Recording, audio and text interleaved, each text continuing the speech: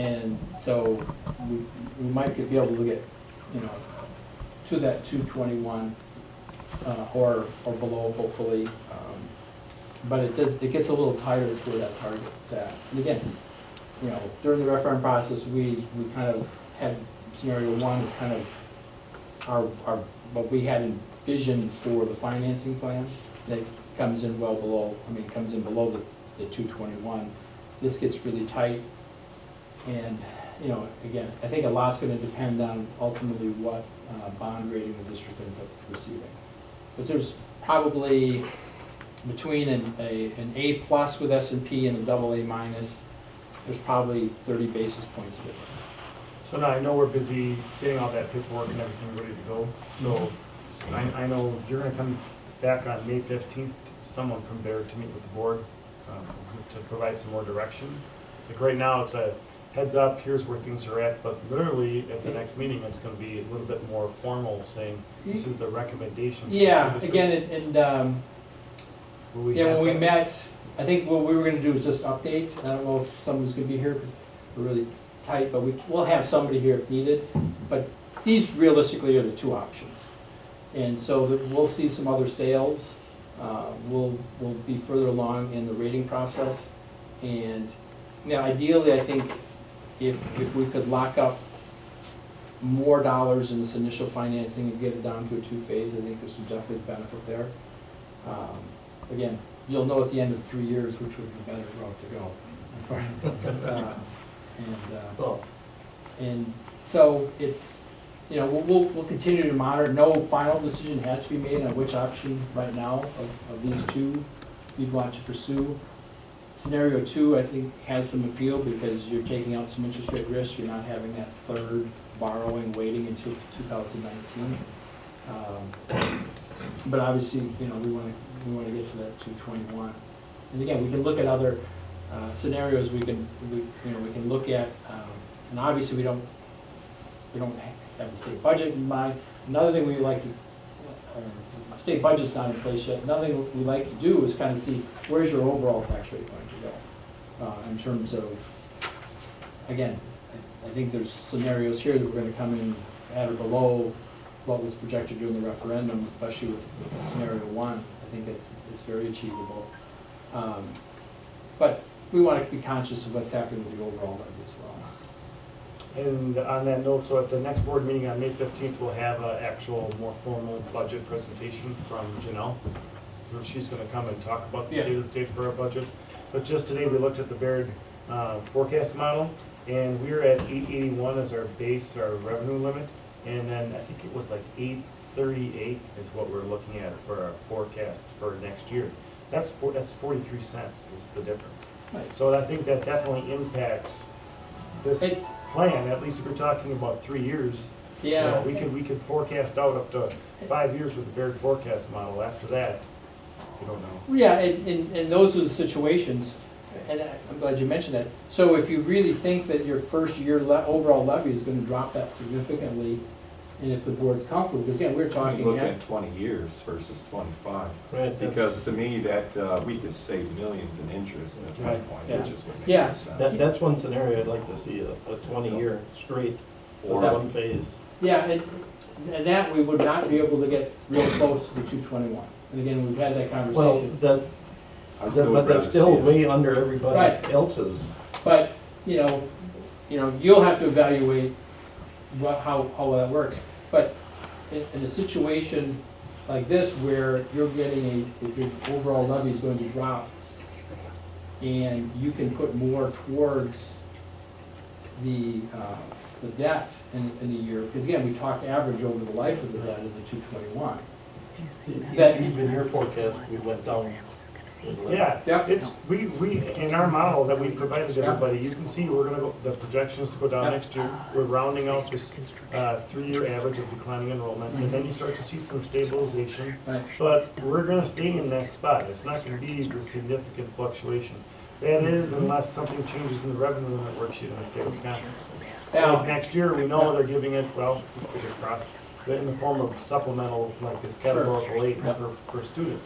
But if they would have put that in the revenue limit, It's not as, Historic. not as favorable. So we could say 2 years, we know what's Absolutely, happening. so the board, the willingness of the board to do that, to levy in advance, and even once your payment schedules are set, if you have a year where, let's say we do a two-phase, and you're in year 3, and all the debt is issued, you have your scheduled payments. If you have a year that's favorable from an aid standpoint, or your overall taxes are going down, you can always levy an additional and pre-fund. Some of the debt will be callable. That's a- Pre- But typically, which you get I've never prepaid. heard of really wanting to pay off bonds early, just because you get your coupon rates already set. Why would you do that? Well, because you still save interest costs. Because what you do is you would deposit those dollars into an escrow, and then the call date, which would be like 8 years out or something like, depending on, each of the maturities might have different call provisions because of the length. Sure. Well, let's say you have an 8-year call, in year 3, you deposit an extra $300,000, and then on the call date, those bonds are paid off, and then say the remaining 12 years, you pay off $300,000 of principal on it, then you save 12 years worth of interest on that $300,000. And if you do, some districts, and it's called the defeasance, some districts do that almost on an annual basis. I mean, now, typically they're districts with, like Franklin, with fast-growing tax base, and they can manage that a little bit, but if the board's willing to do that, that gets to the point of minimizing, it does save you interest costs over time by those. Now, if the debt was not callable, then it's neutral. I think that, but if it callable means you can prepay it or refund it. Is that in the contract, what you write up Yep, usually? yep. There's usually a cost for that, isn't there? No, if you made it all non-callable, you probably get a little benefit in terms of interest rates. But the market accepts something. Now, if you made it all callable, it would cost you money. So an 8 to 10 year call is pretty standard in the marketplace. That's what buyers are used to. So we don't think it hurts you. But if you wanted to make it all callable, then you Which have means all the you could pay control. off within a year, which Yeah, you is could- never gonna happen. Yeah, I mean, theoretically, you could turn around and levy $25 million and pay it all off in 1 year. Yeah. But that's not gonna happen. But, so the more things that go in your favor, like that level of flexibility will cost you an interest rate. So bond buyers want interest payments. And even at these low rates, people wanna get funds invested for a longer period of time. Again, these are insurance companies, trust funds, bond funds, all those sorts of things. So they want some stability and some reasonable, and again, in this environment, let's say you call a bond in 8 years, and you look at historical interest rates, the odds are that people will be able to reinvest at higher rates than they're currently getting in this, again, from a historical perspective. So they accept a certain level of call features, you just can't make the whole thing callable. So I guess a really important variable here is for the board to have that varied forecast model that we could look 5 years out to see how that impacts this, Yeah, you know, so, okay, so that's one. So as far as, I just heard people saying, what about seeing a 20? yep, Just all in we one lump sum, could definitely provide that. okay? Again, and I think the last time I was here, we did look at that as an option.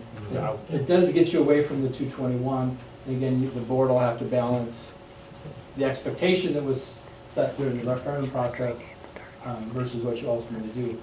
No doubt, I mean, it's, the faster you pay off principal, the more interest you're gonna save, without a doubt. And that's, I have a question for you. Sure. And then on June 5th then, so the board has got to make a decision then at the next board meeting as far as what the Yeah, sale yeah, will look like though, right? the structure, Yeah. yeah. And again, we don't have to go on June 5th, we just have that as a target to have the documents ready. There's a lot of bonds coming. The June 5th and 12th are very heavy with Wisconsin school sales.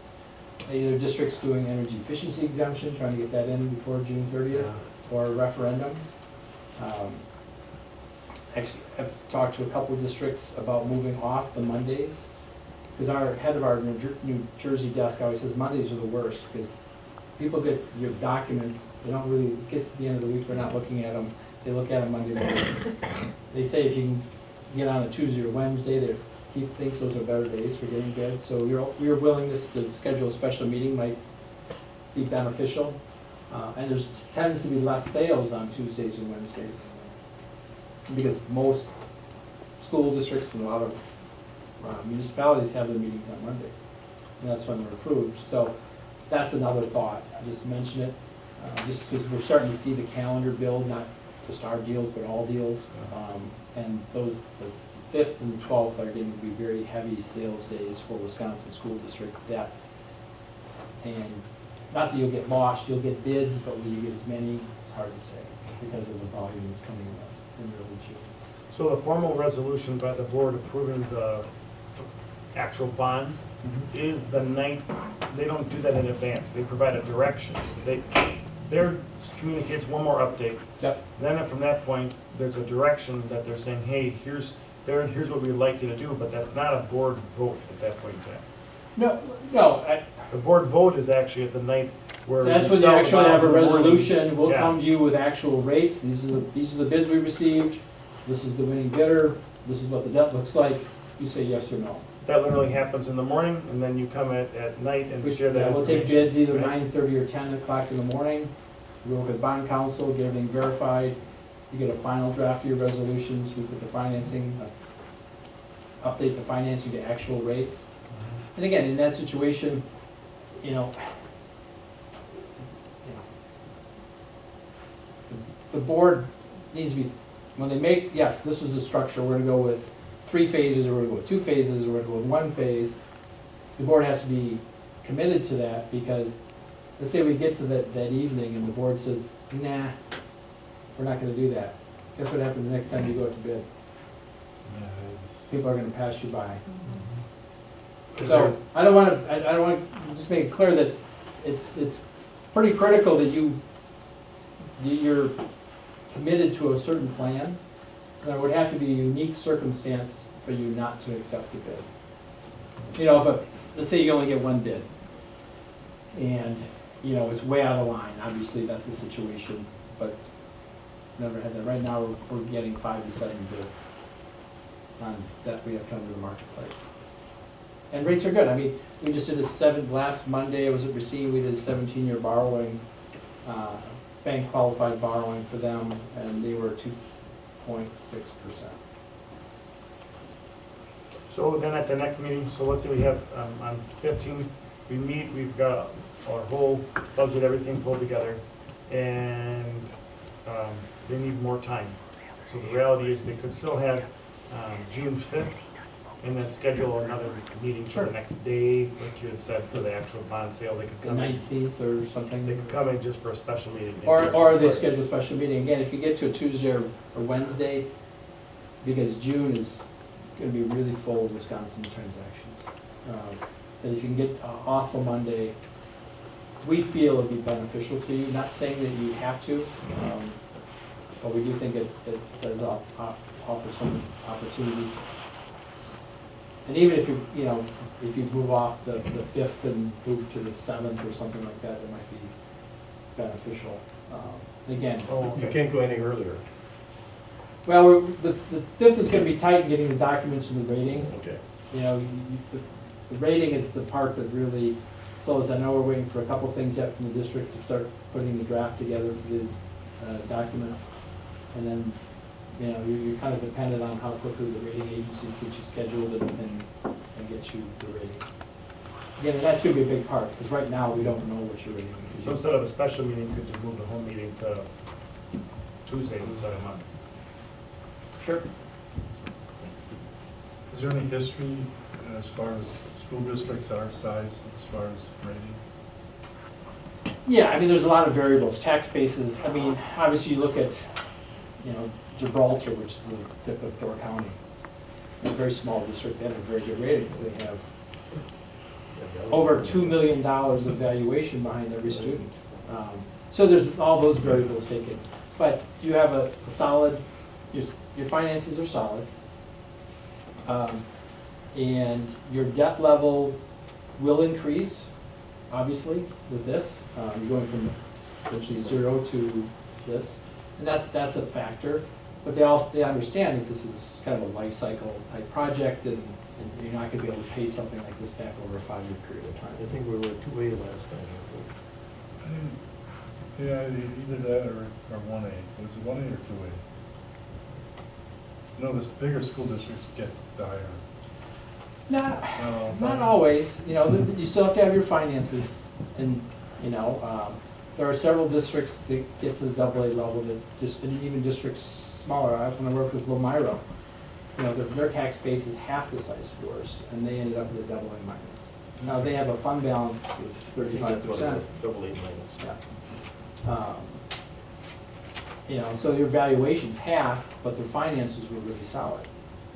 You know, they're that 35% fund balance. So there's a lot other variables. The level of debt that the municipalities, the counties have, you know, how much overall pressure are taxpayers under in terms of those debt issues. And so it's not just what you do. There's some things, they look at social, economic issues, you know, income levels of households, growth, how well you manage your budget. Because they're at 11 mils, 11.05, something like that. Yeah, their project, because again, their tax base is half, and your borrowing capacity is 10% of your tax base. So in your case, your borrowing capacity is roughly $56 million in principal.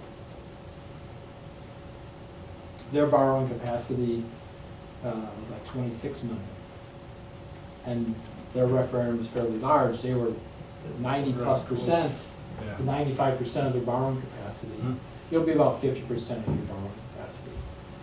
So their tax rate, and they were very excited when we got it in under $2.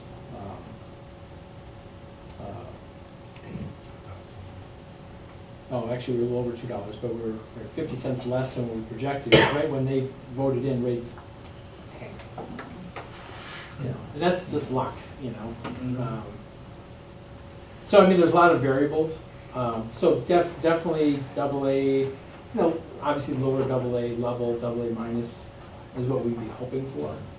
And again, we're using an A+ scale for these examples because we don't know for sure. Because the rating agencies have, it's a more rigorous process now than it was 5, 6, 7 years ago. So you think we'll have that pulled together by May 15th? No. Okay. No, they want to see a document. They want to know what deal you're doing. All right. But the big thing is getting the documentation prepared so we can get that process started. Yeah. I know Janelle finished some of it today. Yep. Yep. And so, again, so we'll provide updates on the 15th. We'll provide a one-time borrowing plan. And actually, if you look over, say, over 25 years, the average over a 25-year period would probably be less than 221, because you'll have some years that will be 0. And you're paying the principal back more quickly, and that your interest costs will be lessened. But the board, if you know, you could give some thought to your willingness to hold a special meeting, and what we'll do by the 15th too is we'll have a better idea of what other sales are coming. Sure. And you know, maybe give you some guidance in terms of when would be a good time. But just moving off Mondays, we do think is beneficial. So if you give that some thought, that would be helpful as well. Any other questions? All right. Okay. Thank you very Great. much, Mike.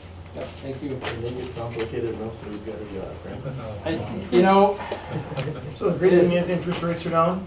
rates have moved the right direction, right? Again, we use, you know, I know that the 25-year example was discussed, but again, at the time, we were just coming off the big jump right after the November election, and we didn't want to limit the options from the board at that time, and we had that conversation.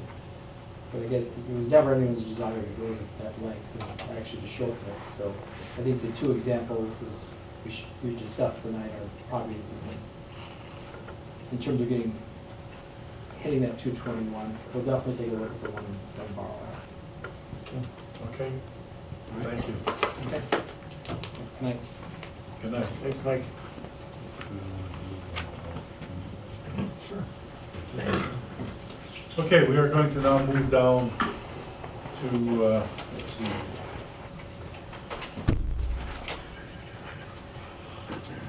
Resolution 1617, 256, approval of hire Matt Hertini as head varsity boys basketball coach. Need a motion for approval. Motion by Norm, seconded by Second. Joe. Okay, Well, first of all, thank you for moving it up in the agenda. Much appreciated by myself, and I think I can speak for Matt as well. What is that, what are you leaving? We'll see. I present to you tonight a recommendation for hire for Matt Hertini as our next varsity boys basketball head coach to lead our boys basketball program moving forward. His recommendation for hire comes as the culmination of a process that involved the solicitation for applications. We narrowed the candidate pool down. We had a team of 8 who served on our selection committee that was made up of district administration. It was made up of some other varsity coaches from within the district, and it was made up of some parents of both existing high school basketball players and parents from our youth basketball program. We conducted 2 rounds of interviews, interviewed 6 people in the first round, narrowed it to 2, and then interviewed in the second round, and the committee came back with a unanimous support of Matt for this position. Matt brings to the table over 25 years of coaching experience, both as head coaches and assistant coaching positions. He has most recently served as a varsity volunteer assistant coach within our own basketball program for the past 5 years. Part of the conversation in selecting Matt by the committee was looking for a candidate with a commitment not only to rebuild our boys basketball program, but also to be a part of the whole process of trying to move our boys athletic program forward as a whole. And we felt like Matt was a good fit for that. If you know Matt, you know that he has a very strong professional demeanor, a calmness to him. He's a strategic planner. He's got some clear thoughts and visions for the process that he looks to go through for bringing about that cultural change in our program, and I'm excited for him to get going and working with our kids. In fact, I think he has some things he intends to send out first thing tomorrow morning with your approval. So, Matt, if you have anything you'd like to share with the board? come on up, Matt. Well, thank you for the consideration for me to be the next varsity head basketball coach. I've been part of the community for about 10 years. My family's part of the community. Basketball is part of our life, and giving back to the community and giving back to the players and the students is part of my goal. What you'll see from me is not only the ability and the want to help serve the kids in developing their athletic skills, but helping to build lifelong skills at the same time. So many of you probably know my full-time position is in academics, and truly believe that academia is just as important as building the basketball skills at the same time. So, looking forward to it, love the community, looking forward to working with the parents, working with the players, and building a future for all. Thank you, Matt. Any questions for either Matt or Joel? Your numbers are gonna look good for next year? Player-wise, Yeah. yeah, it looks like it. We have a couple of new players potentially coming out. We're going to have a team meeting coming up soon and just try to figure out where we sit. Most likely, well, we already have plans in place for the summer to play a summer league and a team camp, and I want to do some team building. It's important not only to develop, like I said, those skills on the court, but bring the team together so it's not an individual focus. So yeah, we should be staffing 3 teams next year, from the way it looks. No 6'10" leapers coming in? We're hoping that somebody adopts a couple of kids. Billy's out there looking for some parents to adopt. We're gonna have speed this year, and but we're gonna also have youth in at least at the varsity level. Good. So. Any other questions? Norm? Aye. Aye. Aye. Hi. Bye. Aye. Aye. Motion carried. Thank you. Welcome. Appreciate it. Welcome. Good luck. Thank you. Mark. Appreciate it. Do you have, Shannon, do you have something for him to sign? I don't. Okay, Okay. Here, just sign this one.